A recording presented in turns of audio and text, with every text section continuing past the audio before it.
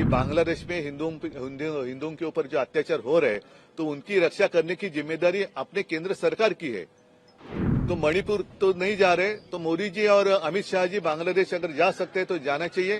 इसी हिंदुस्तान सरकार में इंदिरा जी ने बांग्लादेश को आजादी दिलाई थी। आपके मन में आशंका क्यों आई कि ऐसी स्थिति हिंदुस्तान में हो सकती है? जो आंदोलन करने वाले थे उनको आतंकवादी कहा गया था। यहाँ भी जो किसान आए थे उनको आतंकवादी कहा गया। विनेश फोगाट जो अपने न्याय के लिए कुछ आंदोलन कर रही थी उनको भी आतंकवादी कहा गया ना, जैसे आपने कहा। तो यही मैं कहता हूं कि ये एक इशारा है, बांग्लादेश की जो स्थिति हुई है बांग्लादेश में एक इशारा है सबके लिए कि बांग्लादेश में हिंदुओं के ऊपर जो अत्याचार हो रहे हैं तो उनकी रक्षा करने की जिम्मेदारी अपने केंद्र सरकार की है, मोदी जी की है।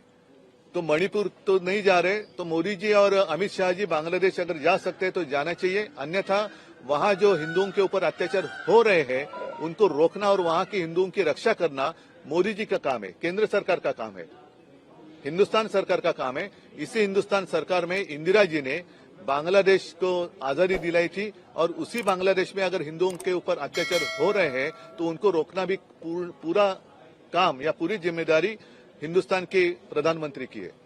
बांग्लादेश में जो कुछ घटना हुई है उसका उन्हीं की भाषा में मतलब ये एक रहते 2-3 शब्द है, एक नैरेटिव होता है, एक मैसेज होता है। तो वो मैसेज पूरे दुनिया में गया है। और जैसे इजराइल में कुछ हो रहा है ऐसे बीच में बातें खबरें आ रही थी, वहां के प्रधानमंत्री को तो घर के बाहर निकलना मुश्किल हुआ था। भारी संख्या में वहां की जनता रास्ते पर सड़क पर उतर कर आई थी। लंका में हुआ, अब बांग्लादेश में हुआ। तो सारे लोगों ने समझना चाहिए कि जो सर्वसामान्य आदमी होता है वो सबसे श्रेष्ठ होता है, बलवान होता है। उसके एक सहनशीलता की मर्यादा होती है, उसका उल्लंघन नहीं होना चाहिए। और जनता का न्यायालय वो सर्वोच्च होता है। तो जनता का न्यायालय का फैसला बांग्लादेश में हुआ है। विधानसभा निवडणुकीत मुख्यमंत्री पदाचा चेहरा असेल सर? जुड़ा हुआ सवाल है कि अगर ऐसी स्थिति जिस तरह से आप कह रहे हैं, बेरोजगारी है, युवा अस्वस्थ है, अगर ऐसी स्थिति भारत में पैदा होती है तो उस वक्त क्या हो सकता है? आपका क्या स्टैंड है?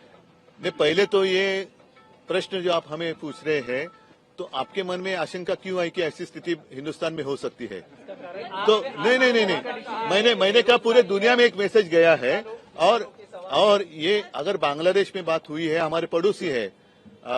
पाकिस्तान जिस हालत में हम तो देख ही रहे हैं, लंका में क्या हुआ, इजराइल में क्या हुआ, इजराइल में क्या हो रहा है, अन्य सारे देशों में क्या हो सकता है। तो ये तो कहीं भी कभी भी हो सकता है। और इसलिए मैं कहता हूं कि जो भी सत्ता में बैठे लोग हैं उन्होंने इस मर्यादा का हमेशा ख्याल रखना चाहिए कि जनता सर्वोच्च होती है और जनता का न्यायालय सर्वोच्च होता है। तो उनका फैसला बहुत ही गंभीर होता है।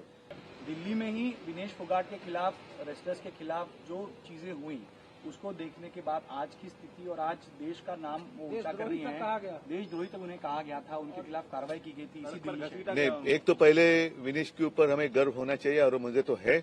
और जो बात अभी आपने जो सवाल किया, यही बात बांग्लादेश में हुई थी। जो आंदोलन करने वाले थे उनको आतंकवादी कहा गया था और मैंने तो सुना कि उनको रजाकार कहा गया। फिर यहाँ भी जो किसान आए थे उनको आतंकवादी कहा गया। विनेश फोगाट जो अपने न्याय के लिए कुछ आंदोलन कर रही थी उनको भी आतंकवादी कहा गया ना, जैसे आपने कहा।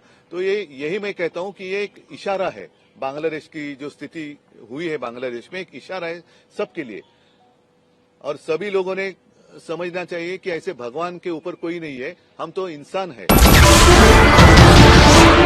नमस्कार, मैं हूं मानक गुप्ता। अगर आपको हमारा ये वीडियो पसंद आया हो तो इसे लाइक और शेयर जरूर करें। और हां, हमें सब्सक्राइब और फॉलो करना ना भूलें ताकि आप देश और दुनिया की कोई खबर मिस ना करें। तो जुड़े रहिए हमारे साथ और देखते रहिए न्यूज़ 24।